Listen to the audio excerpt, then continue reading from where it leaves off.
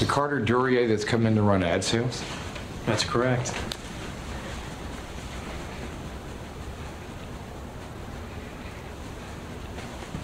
How old are you? I'm 26 years old.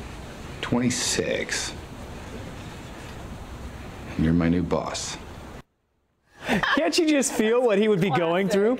World's longest, most awkward handshake. That is a great clip from In Good Company. The character finds out his boss is much, much younger than him. Turns out it is not just Hollywood as well. It is a very real trend in the business world. In fact, a recent survey found, get this, 34% of workers report to younger bosses. So basically 1 in 3. Now, workplace psychologist Dr. Mimi Hall, our friend of the morning show here, joins us this morning. Dr. Mimi, good to see you. Good to be here. Thank you. You know, we can laugh about that, but it's a little tough to be on the other side. So what do you do if your boss is younger than you, which is not always a bad thing? No, it isn't always a bad thing. And one of the things you got to realize is the fact that they got the position for a reason. And I think that's an important piece. And you want to look at what are their strengths. And sometimes you have to feel like you want to kind of lick your wounds and say, oh, gee, I had 20 years of experience and they got the job. Well, you want to think about that. Is it the real reason is the fact that you've got 20 years of experience, or do you really have just 1 year of experience repeated 20 times? So you have to think about the fact that they really have the position for a reason. They may know something more, they may be updated on the latest technology, they may have some specific skills that is important for them to use. A lot of different things in terms of being sure that the fact that they really are meant to be in that position. That's a great point. I love this. You say be a team player, not a parent. What exactly do you mean by that? I think so many times what happens is, especially if the age difference is great, that you tend to want to treat the person as a child and want to be very careful. They are not your child. They are not, you are not their parent. So you want to treat them as an equal.